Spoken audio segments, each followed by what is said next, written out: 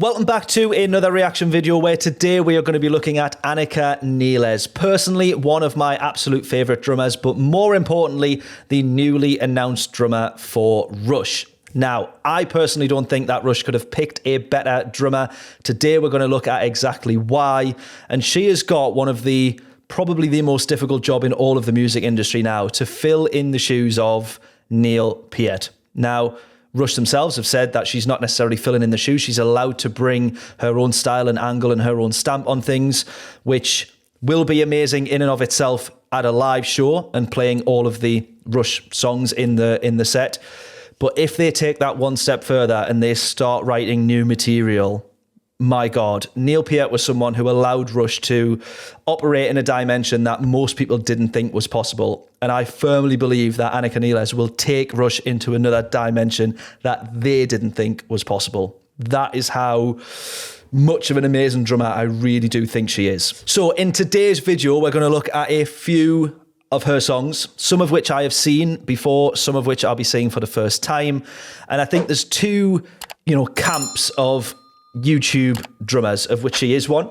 The first is kind of the content creators. They maybe put the video first, the idea, the concept of the video that they know will get the views, and they kind of, they're playing the game. And I firmly put myself in that category. Then you have the YouTube drummers who are absolutely drummers first, music nerds and complete freaks, and their music just so happens to live on YouTube. She is in that former camp, and that is absolutely a compliment. That, in case anybody thinks otherwise, there are many drummers that sit within that camp. Alex Rudinger as well, being another. But yeah, I'm really looking forward to doing this video. So first one up is Queenz, a song called Queenz. And this is the first video that I ever saw of Anika Nilles. And this is the one I think that kind of cemented her in that camp of absolute nerdery and, alien levels of drumming ability. So let's jump into this one. From the start, here we go.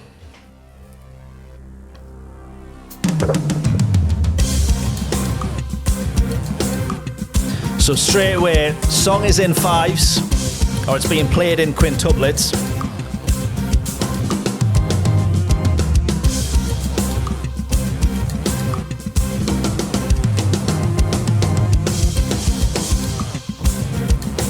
And just those placements of accents. And first of all, she's playing the quintuplets there, playing on the fives. That stack over here, all of this, first of all, is very much like her sound. And the use of, first of all, a really dry ride cymbal like this, which she uses loads in this track, but the use of cymbals as well, and then a stack like this. For me, she was one of the first that I seen doing that. There was still quite a few around that time, and especially that minor kind of trash stack sound. Luke Holland obviously being another. Very popular at the time, but for me, the way she played them, the way she used them, you could still tell it was her sound, even though loads of people were playing those kind of cymbals. And do not underestimate in this main groove how difficult it is to get the second kick drum in between the two sets of five stabs, the accents up on the stack.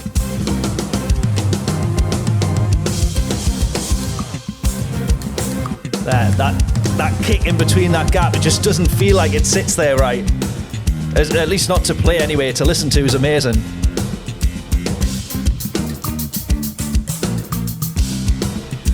I'm going to not air drum because I will only embarrass myself.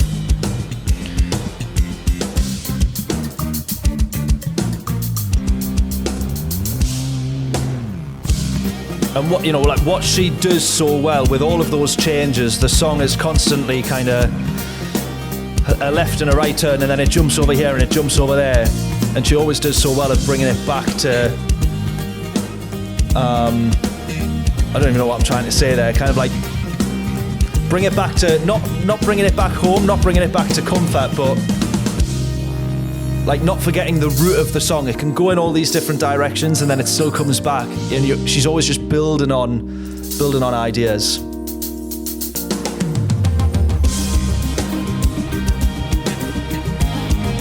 Don't underestimate the hi-hat still going there as well, by the way.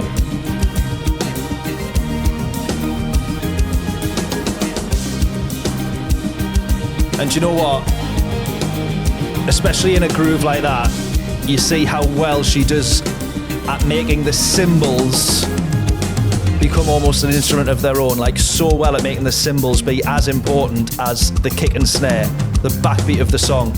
It almost allows the cymbals, especially there up on the hi-hat, to be the thing that drives the song forward or throws it left field, depending on what she's doing.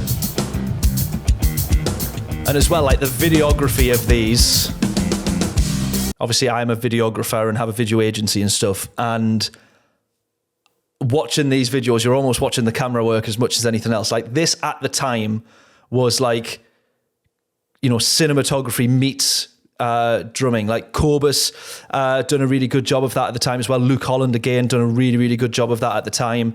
But she was one of the first that I saw where I was like, I love the look of this video. I could listen to this song on mute because the video itself, you know, looks that good.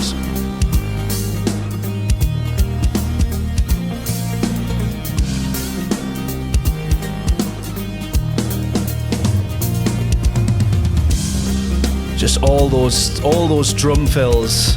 I kind of don't want to go too nerdy on these and start talking about exactly, you know, everything that's being played and inverted doubles and 6-stroke rolls and blah blah blah, all the stuff that we can sort of see and hear what she's doing, but mostly because I do a butcher trying to explain any of that stuff. I know the theory of it, I can never explain it. I look like an idiot.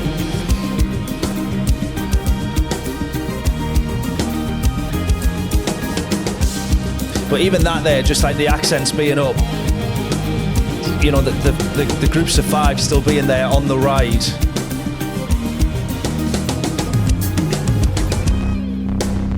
And by the way, that snare sound.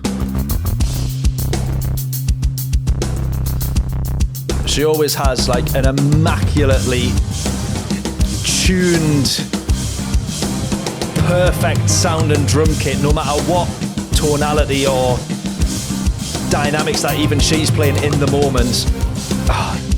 She's unbelievable. She's absolutely unbelievable.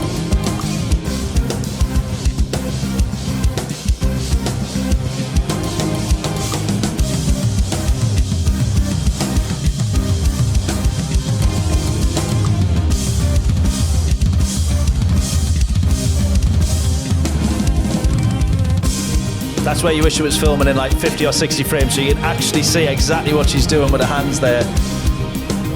Now you know it by listening, but at the time I used to try and sit and break down so many of these fills and just be left pretty disappointed, to be fair.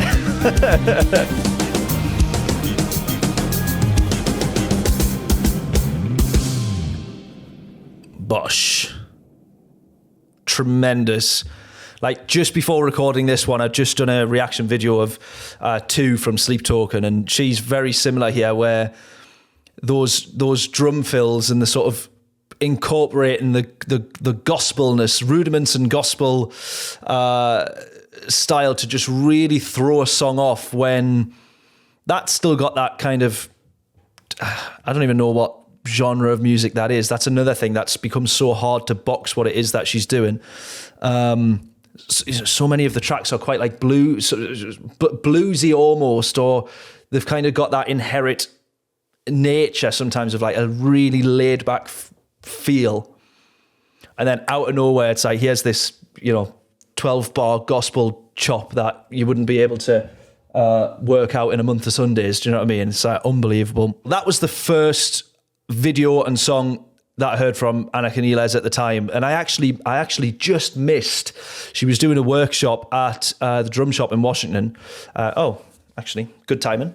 Andy's drum shop, shout out. She was doing a drum clinic there, and I missed it. I think at the time I sort of didn't know who she was, and then discovered this like a couple of literally days later.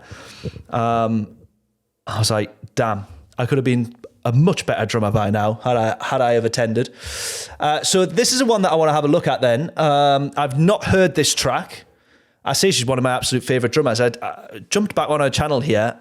I didn't realise just how much she's put out music that she's put out and released that I've not seen. And that just goes to show, for the past 5 years, what a shameful job I've done as being a drummer and someone who loves music. I've like barely sat behind that kit there. It's been set up for like a year and a half. Anyways, right, let's see what this one is all about.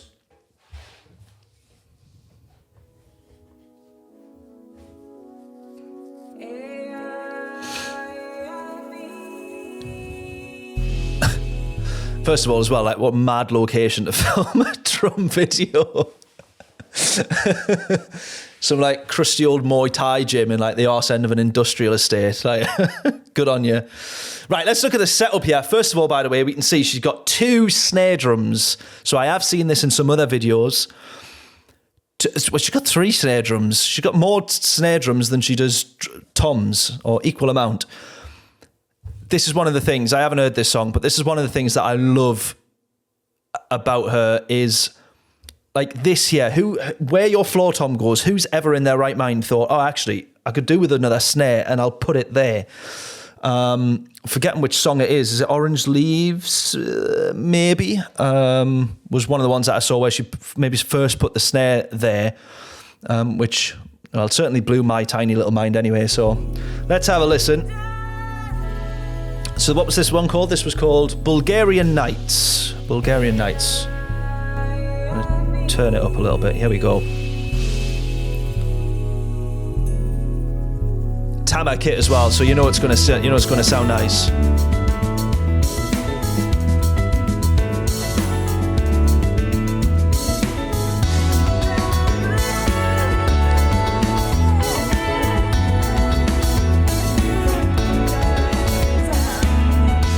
She playing in 15, 16. This is what I mean.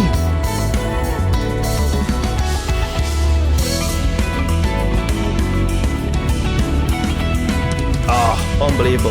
Look at the video as well, by the way. Oh, look at the little lens flare. You got a little bit of lens flare off the lights. Nice. Looks like Garage Styles have done the flooring.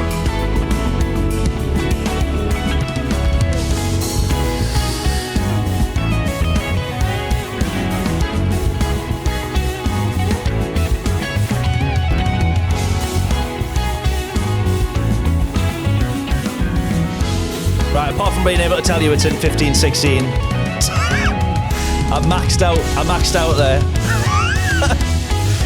I'm surprised I got that. It was only because I counted in 4 and it lapped on the 4th time round.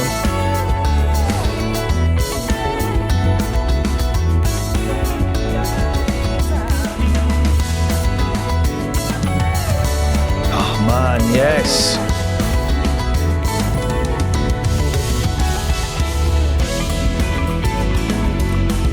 Listen that ride. Honestly, it sounds so amazing that. What a track.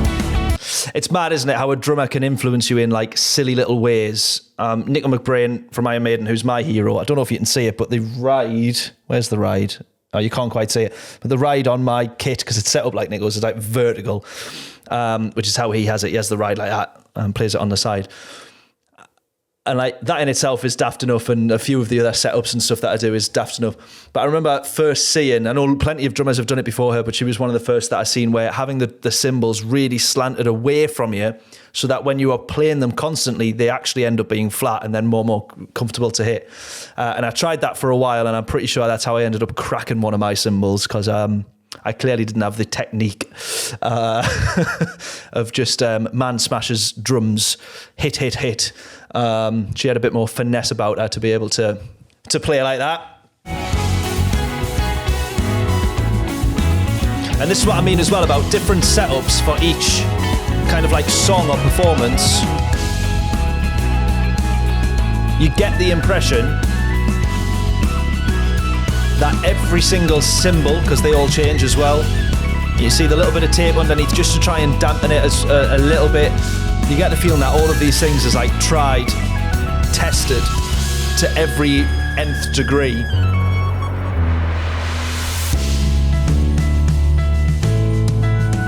There, it's like that snare there. What is it about that snare? This is like her thought process, I imagine, or maybe it's the producers getting involved, I don't know.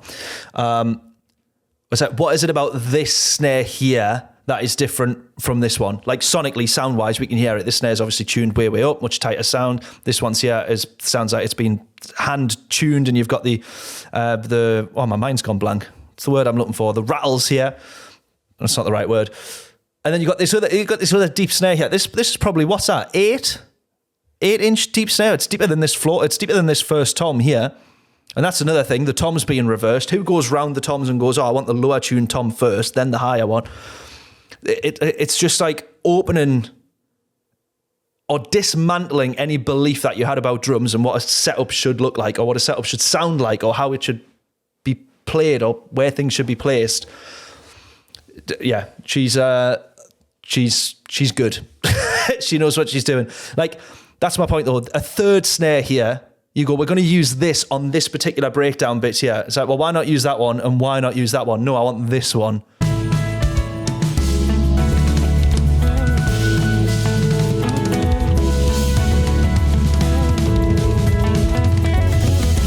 Fuck off. Honestly.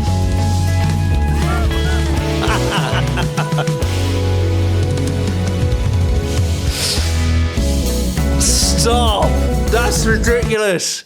That's one of those things you've just got to laugh at, because you know you will never, ever, ever, ever, ever, ever, ever be able to play it. Like, just as I was saying about snare sounds, how much easier would it be to not have this snare here, have your floor tom there, and when she's coming back to the snare, which is this one, to just come back to that one instead. But like, it works so, so well.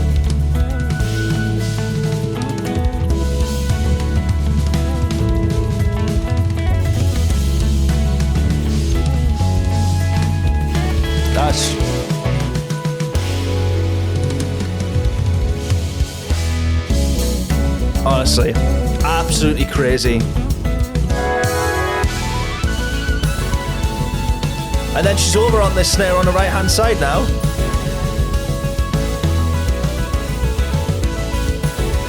And the thing is as well, she's so busy as a drummer, but it never feels like it's overplaying. I know it's a drummer's song and it's it's effectively a drum solo, isn't it, with a bit of backing track, but it's you couldn't imagine it being played minimal, or what we would class as maybe minimal. You can't imagine just a straight 4 on that, or even though it's the bits in 15, 16, you still couldn't imagine it being played with any less.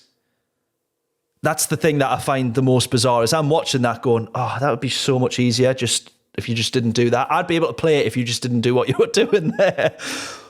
But anybody else playing any of that, it just wouldn't sound right, would it? It's like when you hear songs, like a drumless version of a song, and then someone does something totally different. You're like, oh, that's really weird. Sometimes you think it's cool, but you just couldn't imagine that being done with these tracks. I think that's what's really special about it. And the thing as well that you've got to appreciate, by the way, is that for a video performance like this,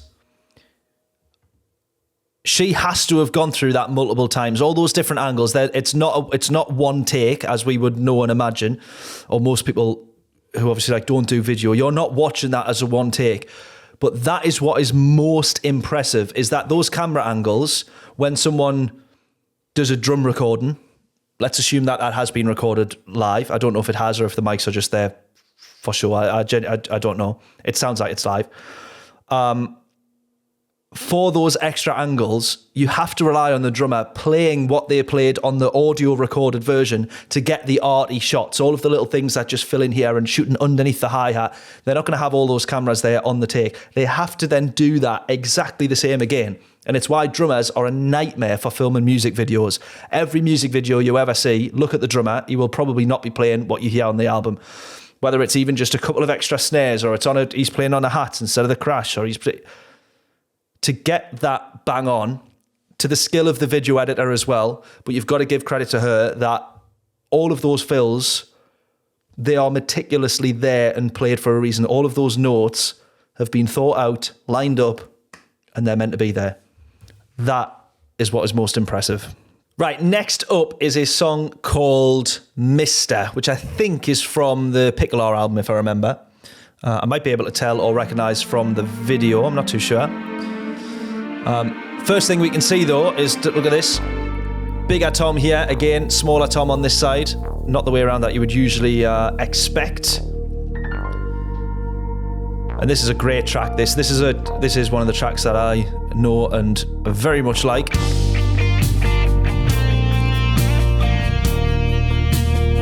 First of all, like, listen to them ghost notes. They're just perfect. But it's one of those where you can't imagine listening to the track and them not being there. Do you know what I mean? And first of all, again, if we can, again, look at this. Different kit for a different song. I know some of these are years apart, and your kit evolves, but it just feels like all of it is always so purposeful. This particular trash stack, it looks like a crash with an upturned, whatever they call, whatever Meinl calls those particular symbols. If it's not pasty, then I don't know. But yeah, everything just feels so deliberate. Obviously, with these toms here being the way around that they are. This looks like, I don't know if it's just the camera angles, they look like they might be 15s or 16-inch hats. It might just be the distortion of the lens. But yeah, just everything played so deliberately. It feels like everything's always been so well thought out and decided for the music, before the music. Yeah. She's German, isn't she? So I guess everything's going to be there and thought out for a reason. There's nothing there that's going to be a shock to anyone.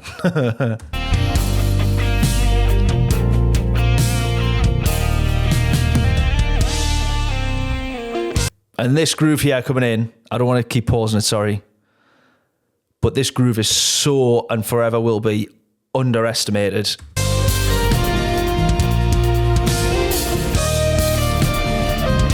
To get that first double, when you've just played both right and left together, meaning that your left only has a gap of 1/16 while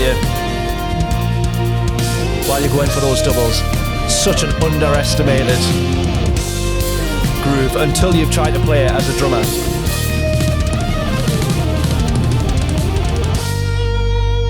Unbelievable. Absolutely unbelievable. And those Binance symbols, Byzance, not Binance, that's a crypto thing. Byzance.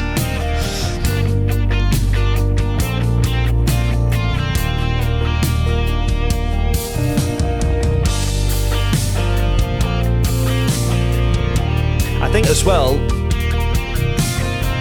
some of it might be dependent on the producer, but the heads of the kit, I think, has changed on quite a few variations. Again, some of these are filmed years apart, different albums, different sounds, whatever, but it always just feels like, even the snare here, I have a snare and I stick with it. And I'm upset if I have to change the skin, even from the same brand, make and model to a new one. I'm like, oh no, it's going to change. But all of this is for the purpose of the music, which I absolutely love. And that snare looks an absolute beast as well, by the way. A 14 by 7, maybe it even looks like it's a 14 by 8.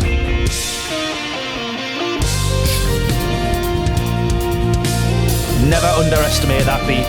Never underestimate how difficult that is and how creative it is as well. Honestly, what I would give to be able to play drums like that.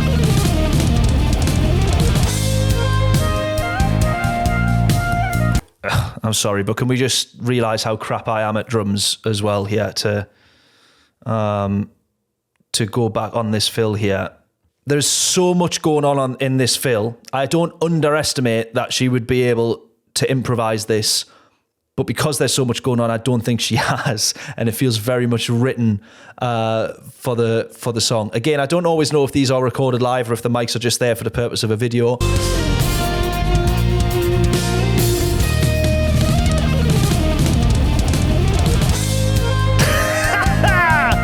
Unbelievable. And coming up here is honestly one of the reasons I think should be so perfect for Rush. It's still a fairly simple time change, but the metric modulation in there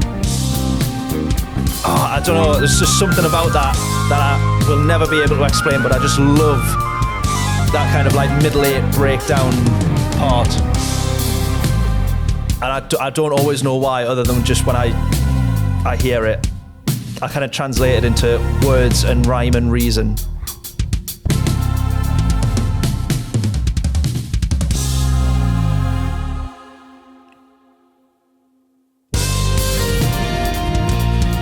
Tremendous. And that's what I mean about we've just gone down this path. It literally stops in that case to silence, and then it's straight back to what we know.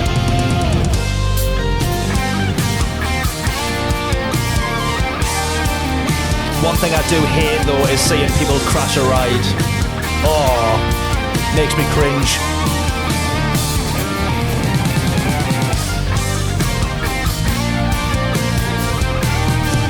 It might be a crash ride, I don't know.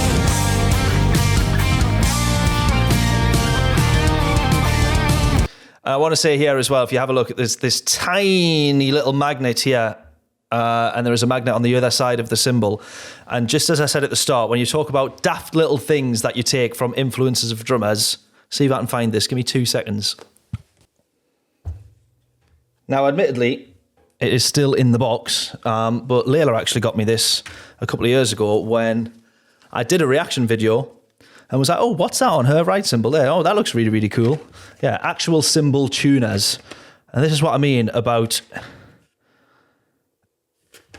the extent. For me, I would just sit behind and I'll go, that ride cymbal sounds nice, and I would just play it and that would be that. Whereas like actual musicians like her and others go, nah, I reckon that can sound better, or it can fit a little bit better. It's already a very dry ride cymbal, but then to even tune a ride cymbal, absolute freaks. Germans. That's a compliment as well, that, by the way. So next one that I want to have a look at is a song called Float. Now, I haven't heard this video or seen this video before. I had a very quick skim through to make sure it was an actual play-through thing, and it's basically a group of musicians who are way cleverer, better in every single way of musicianship than I am. And if I had even 1% of their brain power and understanding and capability and musicality, I would not be here scraping the bottom of the content barrel doing reactions of them. But here we are. I don't, and so here we are. So let's get into this one then. This is from a new album, which I haven't even heard. That drum fill was just ridiculous, but we'll skip over that as if... just play it cool, as if I could easily do it. And here, again, we can see different drum kit, or different setup of the drum kit. With some funky artwork. Oh, and on the cymbals as well.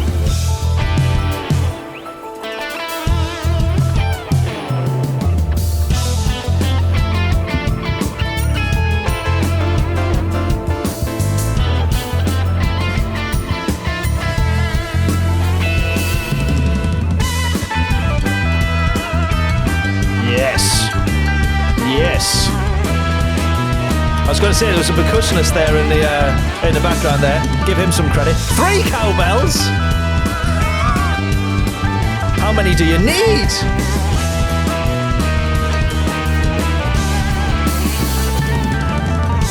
Different set of hi-hats here I'm looking at as well. She's got another 2 crashes there. Different stack, or a big set of dry hats on the right-hand side. Another really nice setup.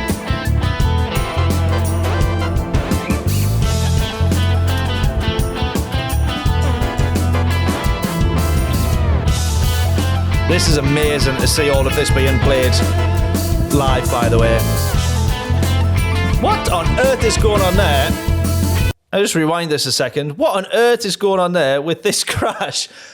What a mad place to put your main crash. Surely you would want it here, like where that splash is, basically.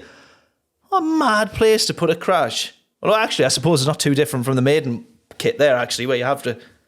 Yeah, crashes up here. That's bizarre, that. I would not have expected that. If that was me doing that, I would... As your main crash, I would only be able to use that very, very rarely. Right, let's keep going.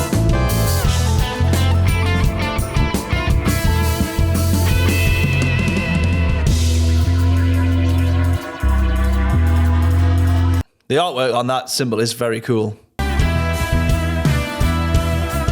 Oh, yeah. Oh, he's got 4 cowbells. Jesus Christ, the bloke's got nearly 10 cowbells. Look at that! That's wild. That is wild. Look at the video quality of this as well, man. This is unreal.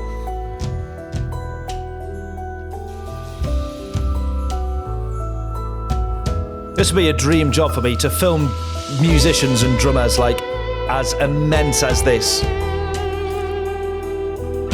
Unfortunately, we just filmed Bryan Adams tribute bands instead.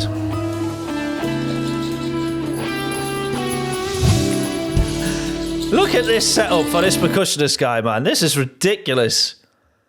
Again, I guarantee everything is there for a reason. You know when people used to look at, drummers like Mike Portnoy and Neil Peart and stuff, and they'd go, this is absolutely ridiculous. Who needs a drum kit like that? Or Terry Bozzio.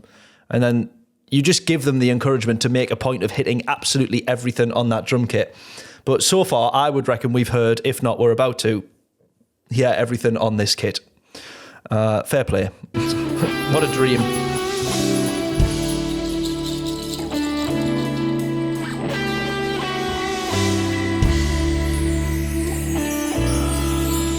Now, I don't know what that pad is next to her there. I don't actually know if that's just for playback or click. It wouldn't be there, would it? It's too convenient to accidentally hit. Oh, here we go. We're off on a journey now.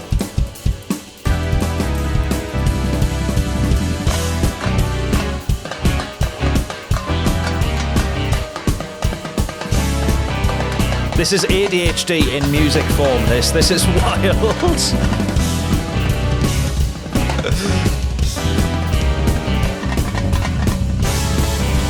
I'm starting to question whether this guy's actually meant to be there or not. But he's like, everyone's like, yeah, he's causing no harm, let's keep him.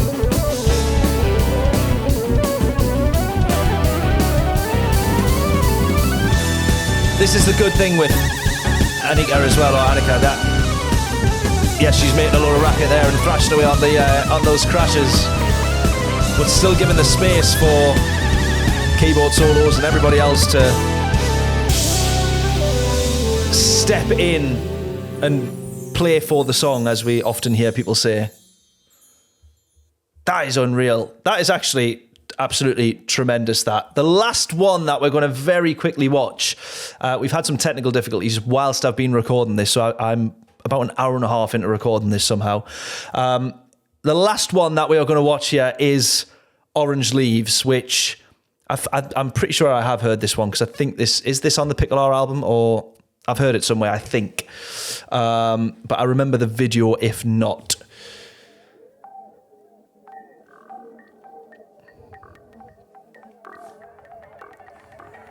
Again, different drum setup. We're back to 3 snares on this one. That snare sounded like it could be on a Lamb of God album. Chris Adler would have that. Oh, this is an earlier one, because I forgot, yeah, she was with Mapex and now she's with Tama.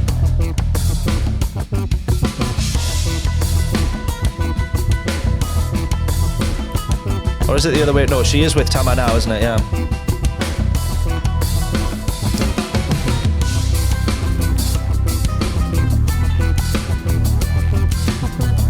Yeah, I do know this song.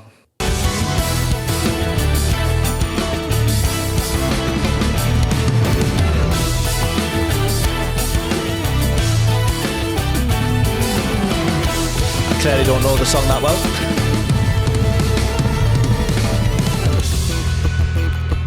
Unbelievable.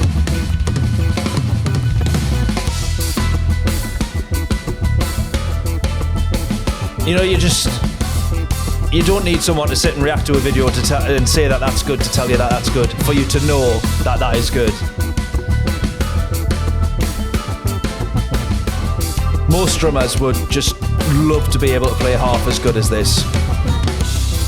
And then just sit in the pocket so comfortably there on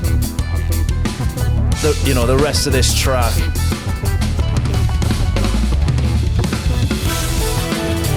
Oh, honestly, it makes me want to go back and practice drums, which I guess is the point.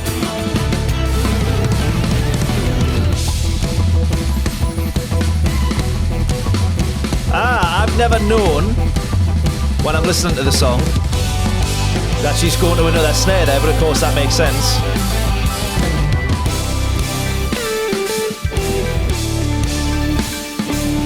I'm playing a different version.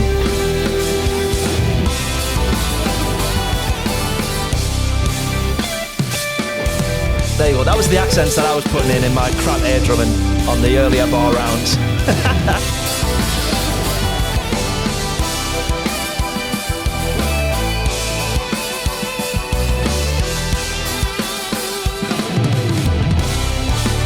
Honestly,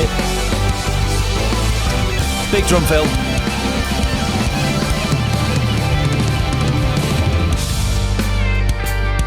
Yes, nice. There's just so much about her playing that I can't wait to see as part of Rush, and you don't actually see it as much with her own songs. It's not as if you go, oh yeah, it sounds like she could fit within Rush. I have no doubt. I can't concentrate now, there's so many good drum fills going on. I have no doubt she will be able to play all of the parts of Rush. It is what she adds and what she brings. And if she does change anything or she stays true to the parts, regardless, it will sound like Anika Nilles as part of Rush.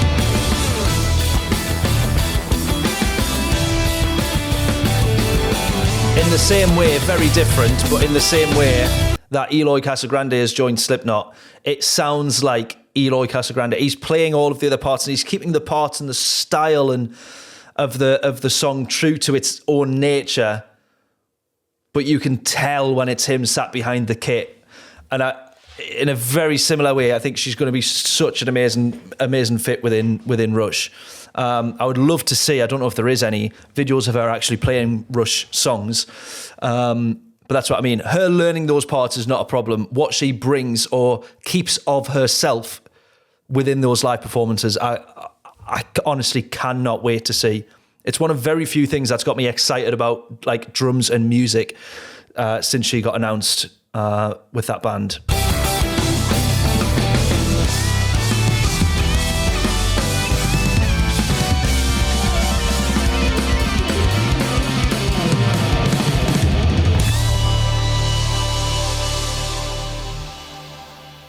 Take a bow. There we go. Well, that was a very long, in-depth review, reaction, whatever it was, to Anika Nilles. Honestly, as a drummer joining a band, those two names, there is no more perfect fit. I cannot wait. I absolutely cannot wait.